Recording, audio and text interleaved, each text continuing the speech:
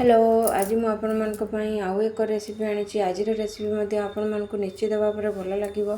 आज रेसिपी मु खरा दिन को लेकिन प्रस्तुत करी। खरा दिन में गरम भात सहित ही रेसिपी को खाइले बहुत स्वादिष्ट लगे भल लगे। चलते आम रेसिपीटी प्रस्तुत करवा। रेसिपी सर्वप्रथम मुझे परिवा गुड़ी को नहीं जाइए बोईतालु मूला भेंडी बैगण टमाटो ये सब को नहीं खड़ा भी नहीं आपण मानक पाखरे जो जो परिवा एवेलेबल अच्छी कि आपण पसंद अनुसार परिवा एवेलेबल करके नेबे। एठी मु प्रथम एक गोटे कड़ाई नहीं जाइए। कड़ाई सोरिष तेल नहीं जाइए। सोरिष तेल गरम होला परे सेठी मु प्रथम भेंडी को भाजी नौची कारण भेंडी तो आमर नालुआ अंश थाए से मु आग भेंडी को प्रथम भाजी नौची। भेंडी टी अल्प लाल हो आसिले से आम पनीपरिया पकेबा। जो परिवा गुड़िक टिके सिझा को टाइम लगे आम सर्वप्रथम ताकू भाजी नवा। प्रथम ये मूला खड़ा ये सब को लेकिन मु आग प्रथम भाजी नौची। सी टिके अल्प भाजी हो आसिले से आम बैगण बोईतालु ये सब पकाई आम भाजी नवा। देखो परिवा भल भाव में अल्प सिझी आसला। यही समय आम बोईतालु बैगण ये सब पकाई आम भाजी नवा। ये सब को सिझापी तो समय लगे ना अल्प समय लगे। बर्तमान आम ए भाजी नहीं स्वाद अनुसार लुण हलदी पकाई ताकू किछि समय कम आंचरे बसई आम भाजी नवा। यह आम गोटे साइड्रे बसाई नवा। आम अन्य पाखरे गोटे पात्र नहीं जाइए। पात्र मुझे दही नहीं दही आपण क्वांटिटी हिसाब से ने कम बेसी करें। ये मु गोटे कप दही नहीं से 2-4 चम्मच बेसन नहीं स्वाद अनुसार लुण स्वाद अनुसार हलदी पकई भल भाव में गोलाई नहीं। सही जो कप्रे मुझे दही नहीं से कप्रे मु 2-3-4 कप पानी ऐड कर नौची। आपण क्वांटिटी हिसाब से देखिए जिते दहीर बहलिया करने को चाहूँ आपन से हिसाब से पानी ऐड करेंगे। मुझे पानी ऐड कर देखु केते आमर कंसिस्टेंसी अच्छी।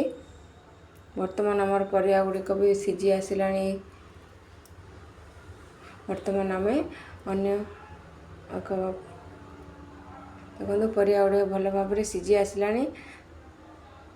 वर्तमान आम पनीपरिया गुड़िक साइड रखी नवा। एबे आम दहीर पात्रटी को गैस रे बसाई ताको आम फुटाई नवा। वर्तमान आमर ये परियाटी को साइड रखी नवा।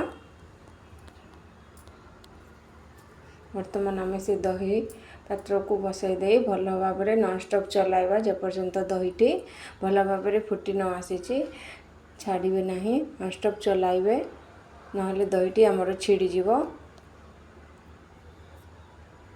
यही रेसिपी खरा दिन में खाइले बहुत भल लगे गरम भात सहित। देखंतु वीडियोटी को आपण शेष पर्यंत देखंतु। वीडियोटी भल लगे मो चैनल को सब्सक्राइब लाइक कमेंट शेयर करंतु। देखंतु दहीटी वर्तमान फुटी आसला।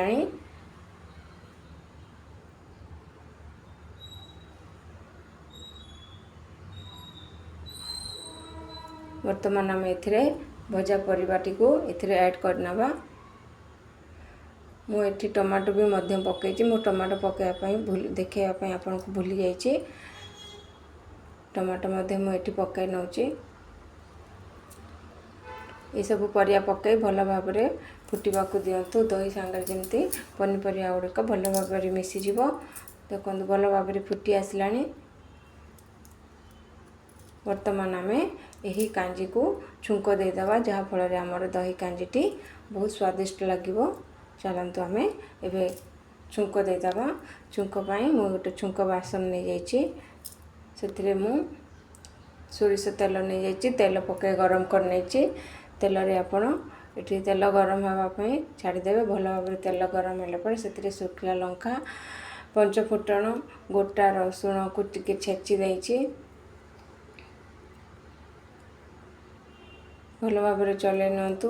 वर्तमान आम ये भुर्संग पत्र किसी ऐड करनवा। भुर्संग पत्र पकई गैस टी को कम करनवा। यही समय रे गैस टी को कम कर दे 1 चम्मच काश्मीरी लंका गुंड पकाई नवा। गैस बंद करके काश्मीरी लंका गुंड ऐड करेंगे नचेत लंका गुंडटी पोड़ीज। देखो छुंक भी आमर बर्तमान प्रस्तुत हो गला। बर्तमान आम से ही दही पकाई नवा दही पात्र रे पकाई नहीं सांगे सांगे आम ढांकी नवा जहाँफल आमर छुंकर सेंटी रही। बर्तमान आम किसी समय फुटेवा को देवा। बर्तमान आमर प्रस्तुत हो गला परिबा दही कांजी। किसी समय फुटिवा पर छाड़ीदेवा।